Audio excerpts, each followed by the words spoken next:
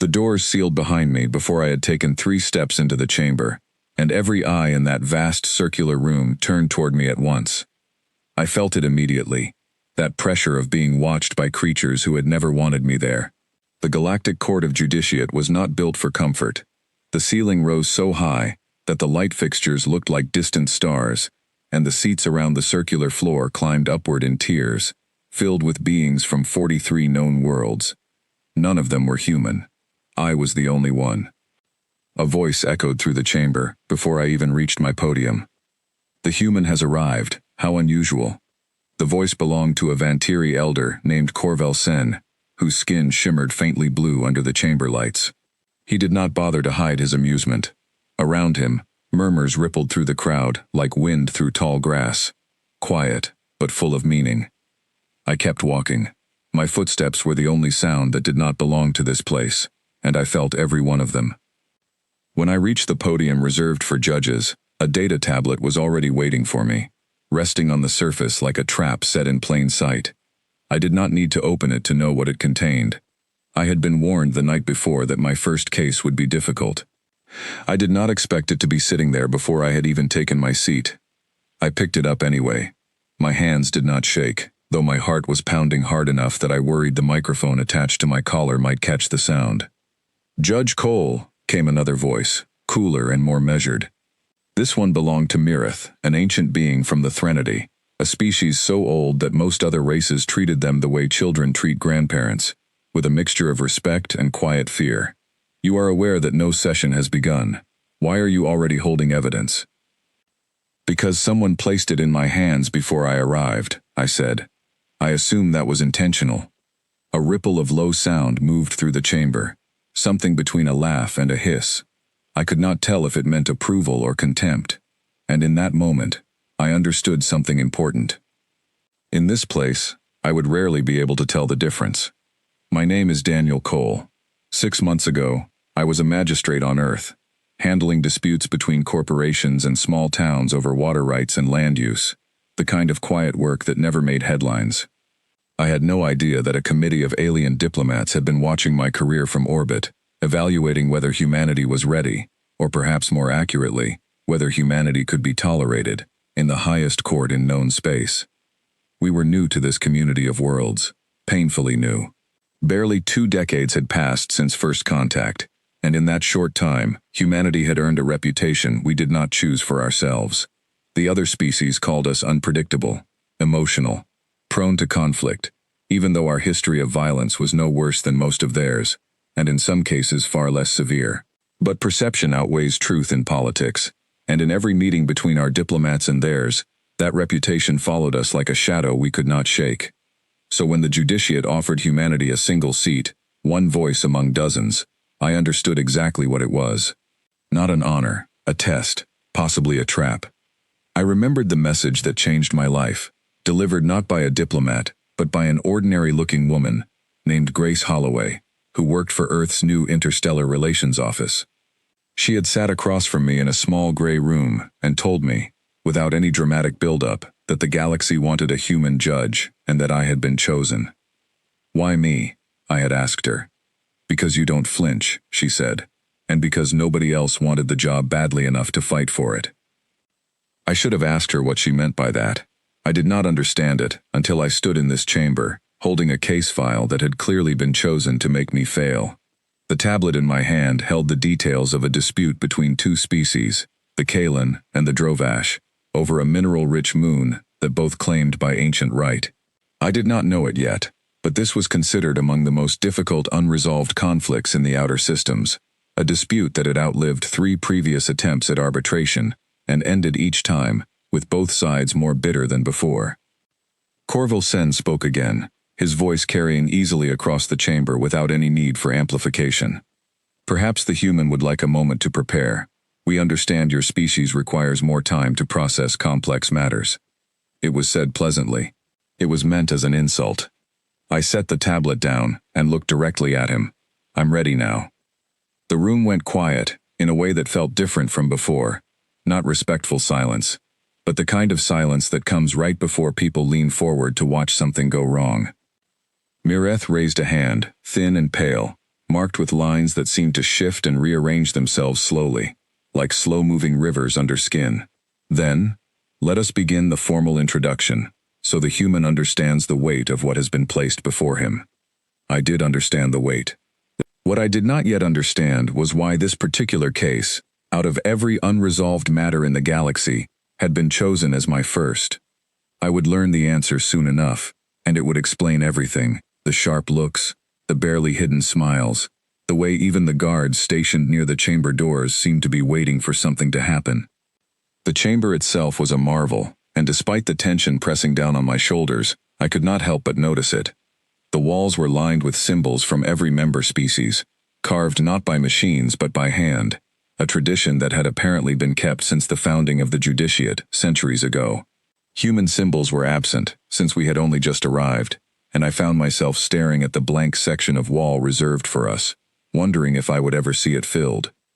A tall administrator floated forward on a small platform, addressing the chamber in the neutral trade language most species used when speaking to outsiders. Case number 417, brought before the Judiciate by the Kalan High Council against the Drovash Assembly, regarding territorial rights to the mineral moon, designated Halvorn. Judge Cole has been assigned as primary arbitrator. Primary arbitrator, not a supporting voice. Not an observer, the one who would decide. I felt the weight of that word settle over me like a heavy coat. Corvel Sen leaned forward slightly, his blue skin catching the light. Primary arbitrator. How generous of the council to trust such an important matter to someone so new. Perhaps they trust the process more than they trust comfort, Mareth said quietly, though her eyes lingered on me with something that was not quite hostility. Curiosity, maybe, or calculation. I did not respond to either of them. Instead, I opened the case file properly for the first time, scrolling through decades of documentation, testimony, and prior rulings, all pointing toward the same uncomfortable truth. This case had already been decided in the minds of everyone in that chamber, long before I arrived. The Kalan were older, more established, more connected to the founding species of the Judiciate. The Drovash were newer, smaller, and had lost every previous appeal, no matter how strong their evidence. Everyone expected me to follow the same pattern: rule in favor of the powerful, preserve the peace, avoid controversy. It was, I realized, the safest path for someone in my position, and probably the path they assumed a nervous human judge would take without question. I looked up from the file, and found Corvel Sen watching me, with an expression I could only describe as patient anticipation, the look of someone waiting for a predictable outcome. I closed the tablet. I will need time to review the evidence properly, I said, loud enough for the entire chamber to hear. Not because my species is slow, but because justice, that is rushed, is rarely justice at all. The silence that followed was different again, heavier this time, filled with the sound of dozens of beings recalculating their expectations. Mireth's marked hand curled slightly, and for the briefest moment, something that might have been approval crossed her ancient face. Then the chamber will adjourn, the administrator announced, and reconvene when Judge Cole is prepared to proceed. As the room began to empty, alien voices murmuring in dozens of languages around me, I remained standing at my podium, staring at the closed tablet in my hands. I did not know yet how deep the corruption in this case ran, or how many lives depended on what I would eventually decide. I only knew one thing with absolute certainty. They expected me to fail quietly. I intended to disappoint them. 6 hours later, alone in the small quarters assigned to me somewhere in the upper levels of the station, I opened a private channel back to Earth. Grace Holloway answered almost immediately, her face tired but alert on the small screen in front of me. "You made it through the first session," she said, not quite a question. "Barely," I admitted. They handed me the Halvorn case. Her expression shifted, and for the first time since I had known her, I saw something close to worry cross her face. "That's not a case, Daniel. That's a message." I gathered that much. Every judge who's touched that dispute has either ruled against the Drovash to keep the peace, or ruled for them, and been quietly removed from future cases within a year. There's no version of that outcome that doesn't cost you something. I sat back in the narrow chair, staring at the star chart glowing faintly on the far wall of my quarters, thousands of pinpricks of light representing worlds I would likely never visit, filled with people who were already deciding whether humanity deserved a place among them. "Then I suppose I'll have to find a version nobody has tried yet," I said. Grace was quiet for a long moment, and when she finally spoke, her voice had lost its usual professional distance. "That's either the bravest thing I've ever heard you say, or the most reckless. Maybe both." "Get some rest," she said. "You're going to need it." The channel closed, and I sat alone, in the quiet hum of the station, thinking about the blank wall in the chamber, where human symbols would one day be carved, if we were allowed to stay long enough to earn that place. I thought about the tired hope in Grace's voice, and the sharp amusement in Corvel Sen's eyes, and the strange, unreadable patience in Mirith's ancient face. Somewhere beneath all of it, buried in decades of case files and rulings, designed to protect the comfortable and dismiss the powerless, there was an answer waiting to be found. I did not know yet what it was. I only knew that I would not stop looking until I found it, no matter how many species in that chamber were waiting, quietly and confidently, for me to fail. I picked up the tablet again and began to read. The Halvorn case file was not simply large. It was a labyrinth, built over decades by legal minds who understood exactly how to bury the truth beneath layers of procedure. I spent the first 2 days locked in my quarters, surrounded by holographic pages that hovered in the air like ghosts, each one older and more tangled than the last. The basic facts were simple enough. The moon called Halvorn contained deposits of a rare crystalline mineral used in long-range communication systems, valuable enough that entire economies depended on its extraction. The Kalen claimed ancestral rights to the moon, citing a treaty signed nearly 300 years earlier. The Drovash claimed the treaty had been forced upon their ancestors under conditions that made consent meaningless, back when the Kalen fleet had outnumbered them 100 to 1. On the surface, it looked like an old grievance, dressed up in modern language. But the deeper I dug, the more I found small, deliberate gaps in the record, places where testimony had been summarized instead of transcribed in full, where witnesses, who might have supported the Drovash claim, had simply never been called, and where previous judges had cited the very same 300-year-old treaty, without ever questioning whether it had been fair in the first place. On the third day, I requested a meeting with a Drovash representative directly, something the previous judges apparently never bothered to do. Her name was Ilsen Vrey, a slender being with dark green skin and eyes that seemed to hold more exhaustion than anger. She arrived at my quarters accompanied by 2 aides, both of whom looked as though they expected the meeting to be a formality that would change nothing. "You wish to speak with me," she said, her voice carrying the careful neutrality of someone who had learned not to expect much from people in my position. "I want to understand what actually happened 300 years ago," I said. "Not the summary in the file. The real account, if your people still remember it." Something shifted in her expression, surprise breaking through the exhaustion for just a moment. "Nobody has asked me that in over a century." She told me the story slowly, carefully, as though testing whether I would interrupt her or dismiss her the way others had. Her ancestors had not signed the treaty as equals. They had signed it because the alternative, presented clearly by Kalen commanders, was the destruction of 3 of their settlements. The treaty documents recorded it as a peaceful agreement between 2 sovereign powers. The truth, according to generations of Drovash oral history, was closer to surrender under threat. "There must be some record beyond the treaty itself," I said. "Communications, fleet movements, anything from that period."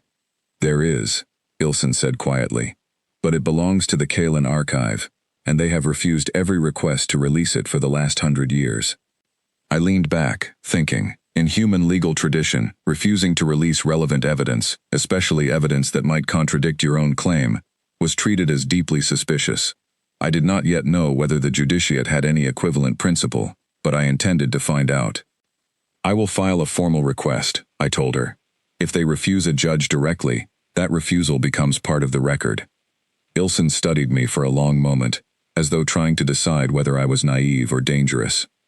"The other judges never asked for the archive. They simply accepted the summary the Kalen provided. I'm not the other judges." She almost smiled, though the expression carried more sadness than warmth. "No, I suppose you are not." After she left, I sat alone, with the weight of what I had just learned pressing down on me. If her account was true, and I had no immediate reason to doubt it, then the very foundation of the Kalen claim was built on something closer to coercion than agreement. But belief was not evidence, and in a courtroom filled with beings who had already decided how this would end, I would need more than a moving story to change 300 years of precedent.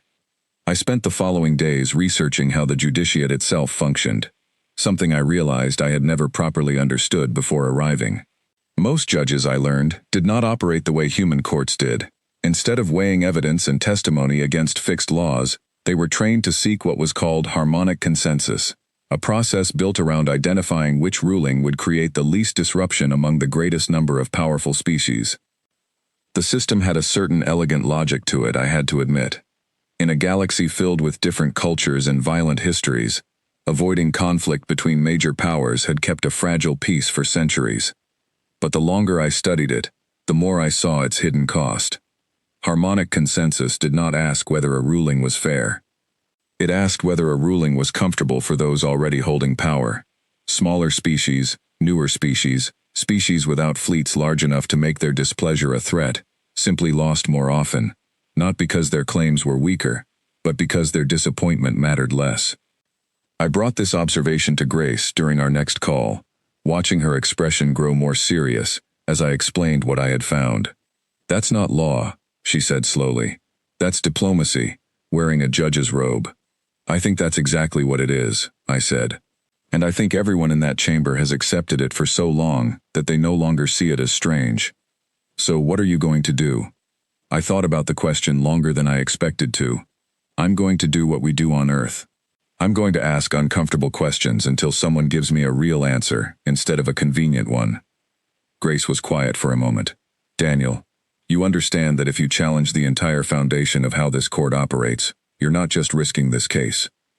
You're risking whether humanity keeps its seat at all." "I understand," I said. "But if I ignore what I've found simply to keep that seat, then the seat isn't worth having." She did not argue with me after that, though I could see the concern still lingering in her eyes, long after the channel closed. On the 5th day, I formally requested access to the Kalen archive from the period surrounding the original treaty. The response came, not from a clerk or administrator, but from a Kalen council member himself, a tall figure named Doran Kess, whose presence on the small screen in front of me carried an unmistakable air of authority.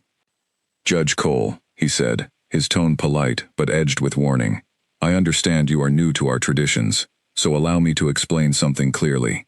Certain archives are considered sovereign records, protected from external review as a matter of long-standing principle. I'm not asking as an outsider," I said. "I'm asking as the arbitrator assigned to determine whether your claim to Halvorn is legitimate. If the archive supports your position, releasing it strengthens your case. If you refuse, I am left to wonder why."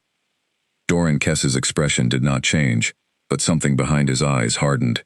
"Previous judges never required such access. Previous judges are not presiding over this case," I said. "I am." The silence that followed stretched long enough that I began to wonder if the connection had failed. Finally, he spoke again, his voice quieter but no less firm. "I will bring your request to the council. I cannot promise an answer you will find satisfying." The channel closed without further courtesy, and I sat alone in my quarters, staring at the blank screen, aware that I had just made an enemy of one of the most powerful figures involved in the case. I did not regret it. If anything, his reaction told me more than any archive could have. People who have nothing to hide rarely react with that much resistance to a simple request for transparency. Over the following week, word of my request spread quietly through the station, carried in whispered conversations between aides and administrators who assumed I could not understand their languages, though translation implants made every word perfectly clear to me. Some of what I overheard was dismissive, the kind of comments Corvel Sen had made openly in the chamber. But some of it was different, quieter, more curious. I began noticing small gestures of interest from unexpected places. A young Vantiri clerk left a data drive on my podium one morning, containing partial fleet records from the period in question, records that had somehow never made it into the official Kalen summary. A message arrived from a retired Threnody archivist, someone who had worked adjacent to the original treaty negotiations centuries ago, offering to speak with me privately if I was willing to travel to a lower level of the station. I accepted every offer, no matter how small, And slowly, carefully, a different picture of the Halvorn Treaty began to take shape, one built not from a single dramatic revelation, but from dozens of small, inconvenient facts that previous judges had simply chosen not to gather. The retired archivist, an elderly being named Sale Oren, whose skin had grown pale and papery with age, met me in a quiet room, lit by soft amber lighting. I was young when the treaty was signed, he told me, his voice slow and deliberate. I remember the fleet movements. I remember the terror in the Drovash delegation's faces. I remember writing a report at the time, describing the negotiation as coerced, and I remember that report disappearing from the official record within a year. Do you still have a copy? I asked, trying to keep the urgency out of my voice. He was quiet for a long moment, studying me with eyes that had seen centuries of galactic politics unfold. I kept a personal copy. I was young enough then to believe that someday, someone would finally ask. He handed me a small data chip, warm from where it had rested against his robes. Why keep it hidden for so long? I asked. Why not come forward before now? His expression grew distant, almost sorrowful. Because no one ever asked, Judge Cole.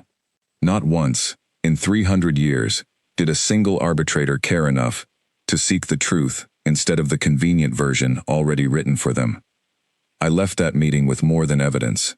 I left with a growing understanding of exactly what was broken in this court, and exactly what I would need to do to fix even a small piece of it. That night, reviewing the archivist's report alongside the fragments the young Vantiri clerk had provided, I finally saw the full shape of what had happened 300 years ago. The treaty had never been a negotiation between equals. It had been a surrender, dressed in diplomatic language, formalized and repeated so many times over the centuries, that the original truth had been buried beneath layers of comfortable fiction. I now had the evidence.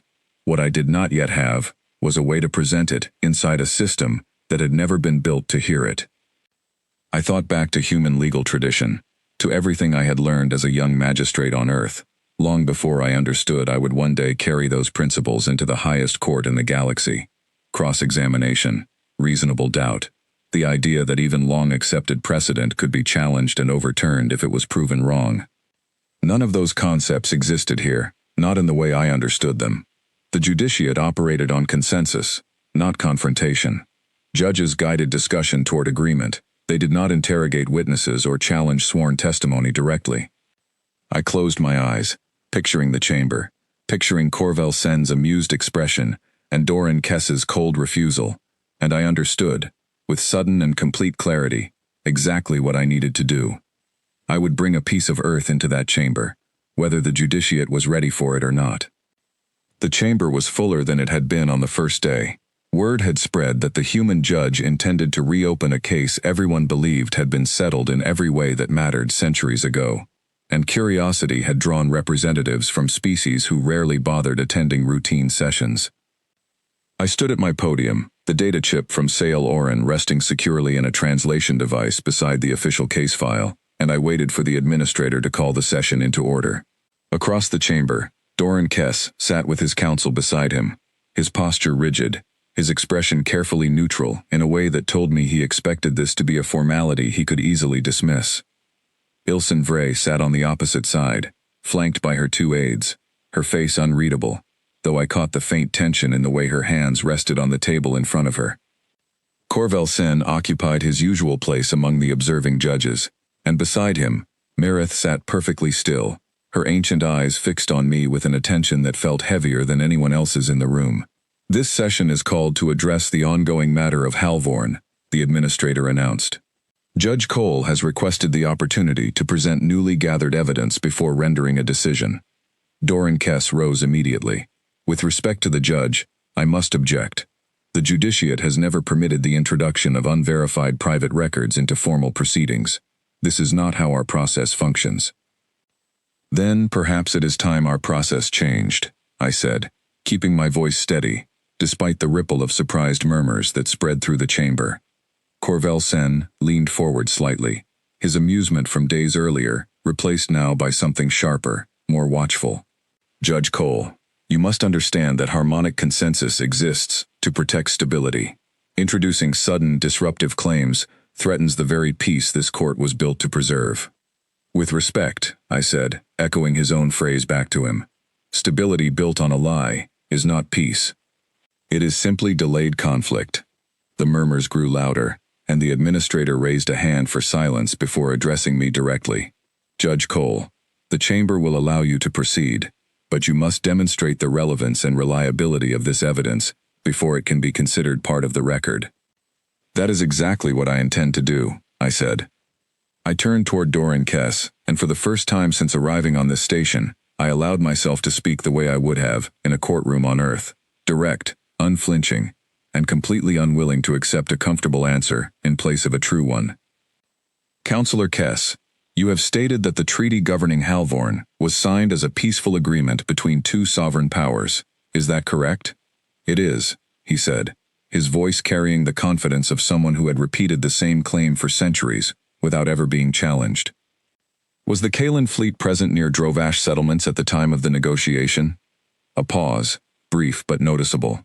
Fleet presence during diplomatic proceedings was common practice at the time, for the protection of both parties. Protection, I repeated. How many vessels were present? I do not have that figure memorized. I do, I said, and I activated the display beside my podium, projecting the fleet records the young Vantiri clerk had quietly provided. Numbers filled the air above the chamber floor, ship classifications, deployment coordinates, dates that lined up precisely with the treaty negotiations. According to these records, I continued, the Kalan fleet present during negotiations outnumbered any defensive capability the Drovash settlements possessed by a ratio of nearly 100 to 1. Does that sound like protection to you, Counselor, or does it sound like a threat? Doran Kess's composure slipped, just slightly, before he recovered it. Fleet imbalance was common throughout that era. It does not by itself prove coercion. You are correct, I said. By itself, it does not. But I do not intend to rely on it by itself.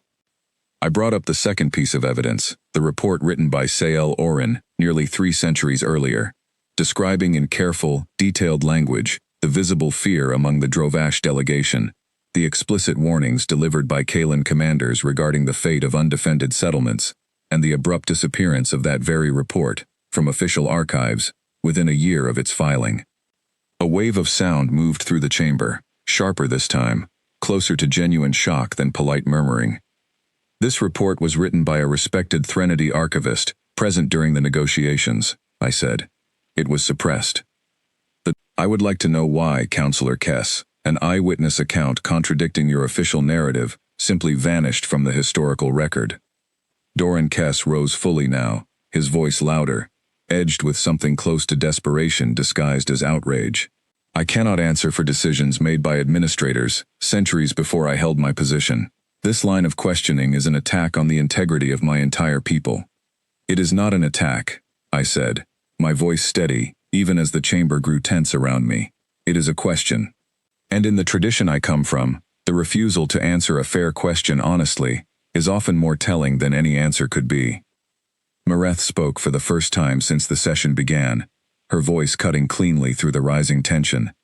Judge Cole, explain this tradition to the chamber. Many of us do not understand the framework you are applying. I turned toward her, grateful for the opening, and for the first time since arriving in that room, I allowed myself to explain, fully and plainly, the principles I had carried with me from Earth. On my world, I said, we built our legal systems around a simple but powerful idea. No claim, no matter how old, no matter how many times it has been repeated, is beyond question. We call it reasonable doubt.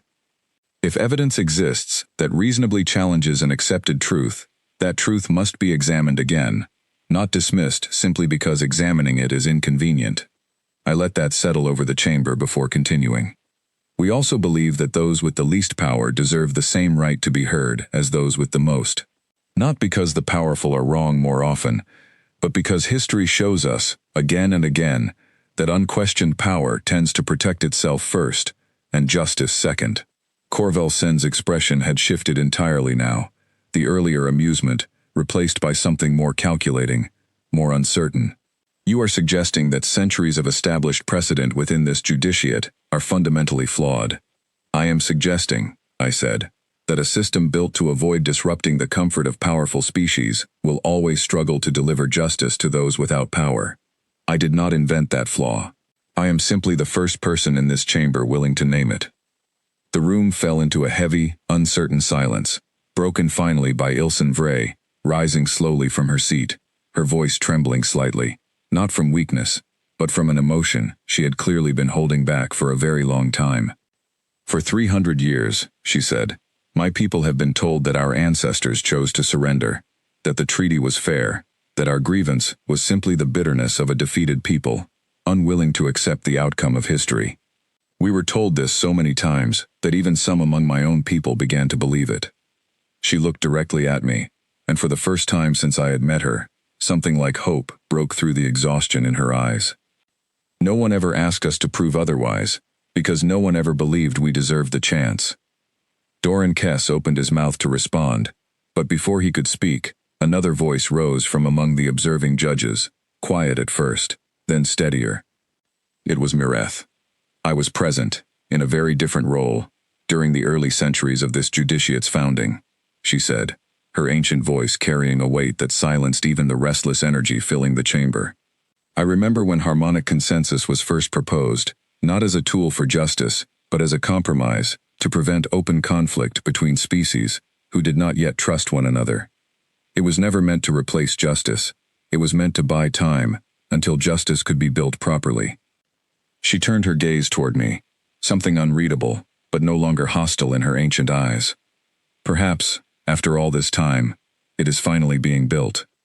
Doran Kess looked between Mireth and me, his composure fully broken now, replaced by something closer to genuine fear.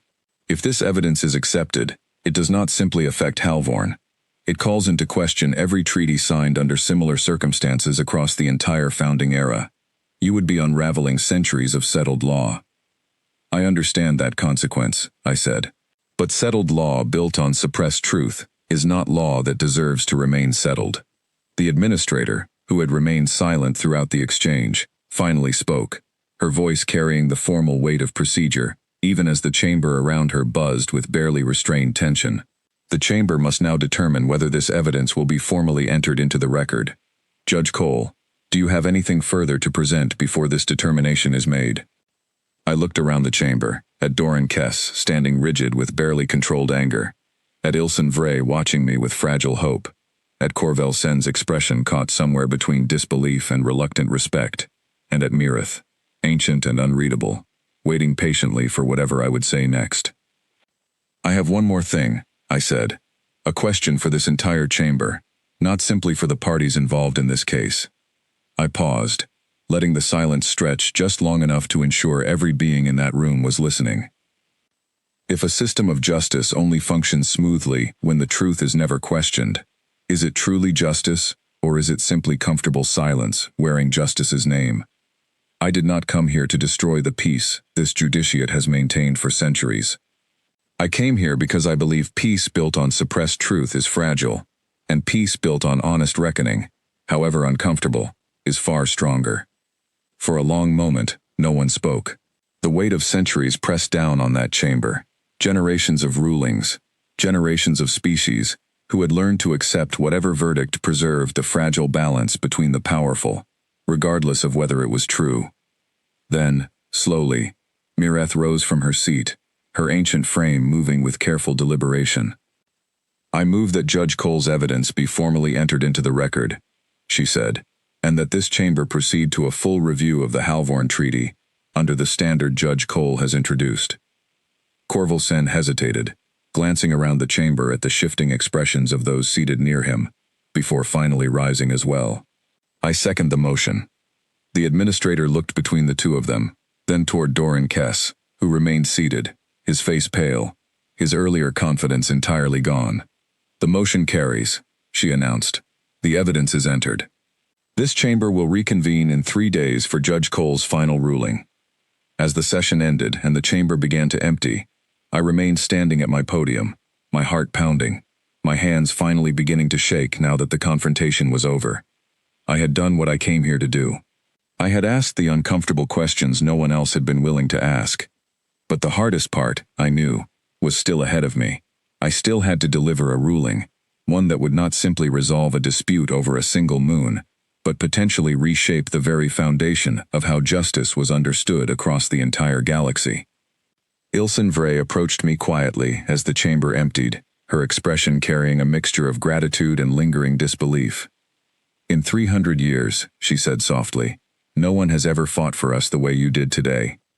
"I didn't fight for you specifically," I said honestly. "I fought for the truth. It happened to be on your side." She studied me for a long moment, something like understanding passing between us. Perhaps that is exactly why it worked. She left without another word, and I stood alone in the emptying chamber, staring at the blank section of wall reserved for humanity's symbols, wondering what would be carved there once this was finally over, and whether it would represent triumph, or simply the beginning of an even harder fight. 3 days passed like a held breath. I spent most of them alone in my quarters, surrounded by drafts of a ruling I rewrote more times than I could count, each version feeling either too cautious or too reckless, never quite the balance I needed to strike. Grace checked in twice during those 3 days, and both times I found myself unable to explain fully what I was preparing to say. It was not indecision. I knew what the evidence showed. What weighed on me was the size of what I was about to do, not simply deciding one case, but potentially rewriting the principles beneath an entire system of justice that had stood unquestioned for centuries. On the morning of the final session, I stood outside the chamber doors longer than necessary, watching representatives from dozens of species filter past me, their conversations quieter than usual, their glances toward me carrying a weight I had not felt on my first day. Whatever they expected from this ruling, I could see in their faces that they no longer expected nothing at all. When the doors finally opened, the chamber was fuller than I had ever seen it. Every tier of seating held observers, and I recognized species I had not seen attend a single session before, small delegations from lesser-known worlds, who had apparently traveled specifically to witness this ruling. I took my place at the podium. Doran Kess sat rigid across the chamber, his counsel beside him, their expressions carefully composed, but unable to fully hide the tension beneath. Ilsen Vray sat opposite him, her posture straighter than I had seen it before, though her hands remained tightly folded in her lap. Corvel Sen and Mirith sat among the observing judges, both watching me with expressions I could not fully read, though neither carried the dismissive amusement I remembered from my first day. The administrator called the session into order, and the chamber fell into a silence so complete that I could hear my own heartbeat in my ears. "Judge Cole," she said, "the chamber awaits your ruling on the matter of Halvorn." I opened the tablet in front of me, though I no longer needed it. I had carried every word of this ruling with me for 3 days, turning it over until I was certain it said exactly what needed to be said. 3 centuries ago, I began, a treaty was signed between the Kalen and the Drovash, granting territorial rights over the moon known as Halvorn. That treaty has been cited, upheld, and enforced by this judiciate through every prior review, treated as settled law, beyond meaningful challenge. I paused, letting my gaze move slowly across the chamber. The evidence presented before this court demonstrates clearly that the treaty was not negotiated between equals. It was signed under the direct threat of overwhelming military force, a threat documented not only in fleet records, but in a first-hand account suppressed shortly after it was written, precisely because it contradicted the comfortable narrative this court has relied upon for generations. Doran Kess shifted in his seat but said nothing. I continued. Under the principle I introduced to this chamber days ago, reasonable doubt, once credible evidence exists, that challenges an accepted truth, that truth cannot remain unquestioned, simply because questioning it is inconvenient. The evidence here does not raise reasonable doubt. It eliminates it entirely. I let that statement settle before moving forward. Therefore, this court finds that the original Halvorn Treaty was not a legitimate agreement between sovereign powers, but a coerced surrender, formalized through diplomatic language designed to obscure that fact. As such, the treaty is declared void, and territorial rights over Halvorn revert to joint stewardship between the Kalen and Drovash peoples, to be renegotiated under fair and transparent conditions, overseen directly by this judiciate. A ripple of sound moved through the chamber, sharp intakes of breath, quiet exclamations in a dozen languages, but I was not finished. This ruling, however, extends beyond the matter of Halvorn alone. I saw Doran Kess's expression tighten, and across the chamber, I noticed several other delegates lean forward, sensing that what came next would matter to them as well. In researching this case, I came to understand the principle known as harmonic consensus, the foundation upon which this judiciate has built its rulings for centuries. I do not dismiss its intention. Peace between powerful species is valuable, and avoiding needless conflict has likely spared countless lives throughout this court's history. I paused again, choosing my next words carefully. But I have also come to understand that this principle, left unchecked, quietly favors the comfort of the powerful over the rights of the powerless. It does not ask whether a ruling is just. It asks whether a ruling avoids disruption among those already holding influence. That is not justice. That is the preservation of convenience, dressed in justice's language. The murmurs grew louder now, and I raised my voice slightly to carry over them. I am not proposing that harmonic consensus be discarded entirely. Stability has value, and I respect the wisdom of those who built this system to prevent open conflict in a galaxy still learning to trust itself. But I am proposing an amendment, one rooted in a principle my own species has relied upon for centuries. When individual harm can be clearly demonstrated through evidence, that harm must be weighed as heavily as institutional comfort, regardless of how many generations have accepted the comfortable version of events. I turned toward Mireth, whose ancient eyes had not left me since I began speaking.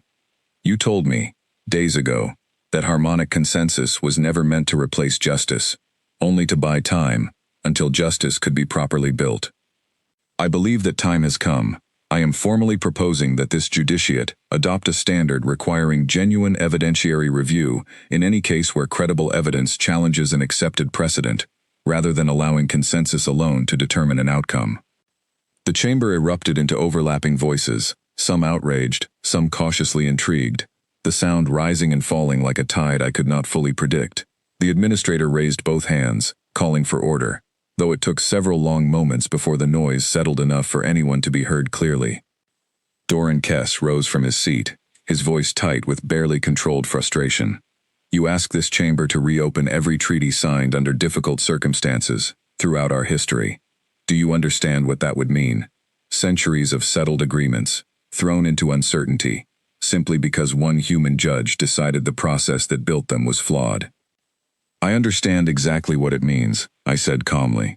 It means that species who were wronged, and who have carried that wrong quietly for generations, because no one believed they deserved to be heard, will finally have the chance to be heard properly. I understand that this creates uncertainty for those who benefited from the old process. I do not believe that discomfort is a reason to preserve injustice.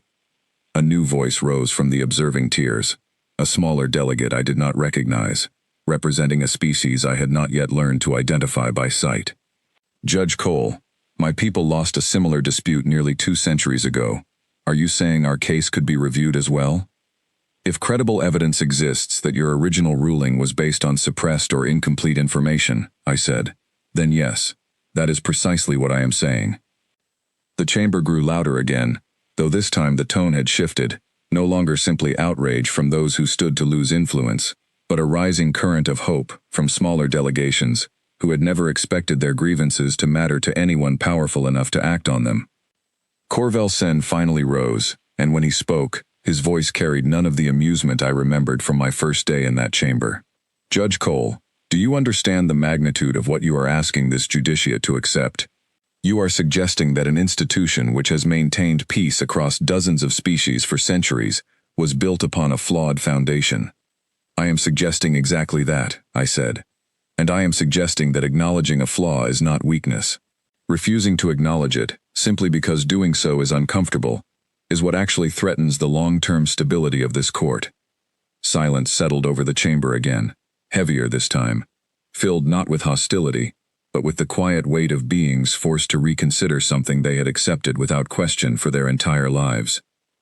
Mireth rose slowly from her seat, and when she spoke, her voice carried the authority of someone who had watched this judiciate grow from its earliest days.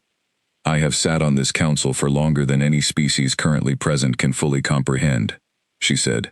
I have watched rulings preserve peace, and I have watched those same rulings quietly bury injustice beneath the comfortable language of stability. I did not fully understand what had been lost until a human judge, new to this chamber and unfamiliar with our traditions, asked the simple question none of us had thought to ask in generations. She turned toward me, her ancient eyes carrying something that looked, unmistakably, like respect. I support Judge Cole's proposed amendment, not because it is comfortable, but because comfort was never the true purpose of justice, no matter how long we allowed ourselves to believe otherwise. The administrator looked around the chamber, gauging the shifting mood, before finally speaking. This chamber will hold a formal vote on Judge Cole's proposed amendment, following the conclusion of today's session. Until then, the ruling on Halvorn stands as delivered. I remained at my podium as the session ended, watching the chamber slowly empty around me, the weight of what had just happened settling over my shoulders, like something almost too large to carry. Doran Kess left without another word, his expression unreadable, though I suspected the fight over Halvorn, and everything my ruling now threatened to unravel alongside it, was far from finished for him. Ilsen Vrey approached me one final time before leaving, her eyes bright with an emotion I did not need translation implants to understand. "You did more today than restore our claim to Halvorn," she said quietly. "You gave every small species in this galaxy a reason to believe they might finally be heard." "That reason should have existed long before I arrived," I said. "I simply refused to accept that it did not." She left, and I stood alone once more in the emptying chamber, staring at the blank section of wall reserved for humanity's symbols, wondering if what I had just done would be remembered as the moment we finally earned our place among the stars, or the moment we lost it entirely by refusing to accept a peace built on silence. I would not know the answer for some time yet, but standing there, in the quiet aftermath of a ruling that had shaken centuries of accepted history, I understood one thing with complete certainty. Whatever happened next, I had told the truth in a room that had spent generations avoiding it. And no matter the cost, I did not regret a single word. The vote passed 6 days later, though not by the wide margin I had hoped for. It carried by a narrow enough number that I understood immediately how fragile this new principle truly was, how easily it could be overturned by a future council, less willing to accept discomfort in the name of fairness. But it passed, and from that moment forward, the Judiciate operated under a standard it had never known before, one that required genuine evidentiary review whenever credible evidence challenged an accepted precedent. I expected the days following the vote to bring some sense of relief. Instead, they brought an avalanche of consequences I had not fully anticipated. Within a week, 3 separate delegations filed formal requests to reopen disputes they had lost decades, in one case nearly a century earlier. Each request cited my ruling directly, using language I recognized from my own arguments in the Halvorn case. I had expected resistance from powerful species who stood to lose from the new standard. I had not fully prepared myself for the flood of hope pouring in from species who had spent generations believing no one would ever listen to them. Grace called more frequently during those weeks, her expression shifting each time from cautious concern to something closer to disbelief. "It's spreading faster than anyone expected," she told me during one call, sitting in her small gray office back on Earth, surrounded by stacks of translated documents. 3 other regional courts have already cited your ruling in their own proceedings. Species we've barely made contact with are requesting information about human legal principles." "That fast," I said, still adjusting to the scale of what had begun. "Daniel, some of them are requesting human judges specifically for their own disputes. They think our approach might finally give them a fair hearing." I sat with that information for a long moment, thinking about Ilsen Vrey's exhausted eyes, about Sael Oren's quiet decision to preserve a suppressed report for 3 centuries, in the hope that someday, someone would finally ask the right question. I thought about how small, consistent acts of stubborn honesty had rippled outward in ways I could not have predicted when I first stepped into that chamber, uncertain and unwelcome. "I never expected this to become bigger than one case," I admitted. "Most important things start that way," Grace said. "Small, uncomfortable, and easy to dismiss, right up until they aren't." Not everyone shared her optimism. Doran Kess filed a formal complaint against me within days of the vote, arguing that my ruling represented judicial overreach, that a single judge, especially one from a species as new to the Judiciate as humanity, should never have possessed the authority to challenge centuries of established precedent.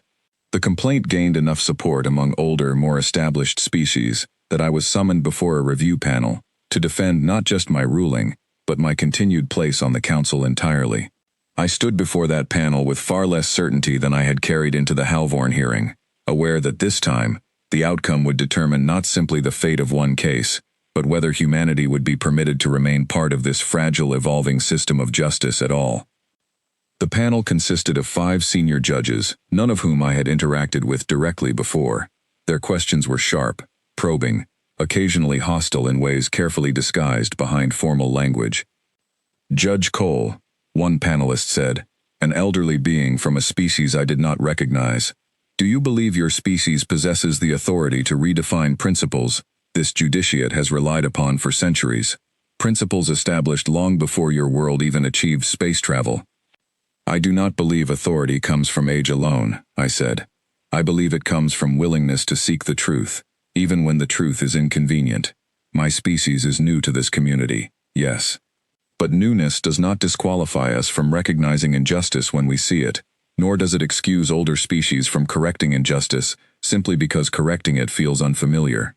Another panelist leaned forward, her expression skeptical but not unkind. You have created significant instability across multiple regions. Delegations that once accepted their circumstances now demand review of settled matters. Is this truly justice, or have you simply reopened old wounds that were beginning to heal? I considered the question carefully before answering. Wounds that heal through silence rather than resolution tend to reopen eventually, regardless of what any court decides. I would rather this judiciate face difficult questions now, honestly, than allow those wounds to fester until they cause far greater conflict later. Justice delayed by comfort is not healing. It is simply postponement. The panel deliberated for 2 full days before delivering their decision, days I spent almost entirely alone, uncertain whether I would leave this station with my position intact or be quietly sent home as a cautionary tale about the risks of trusting humanity with real influence.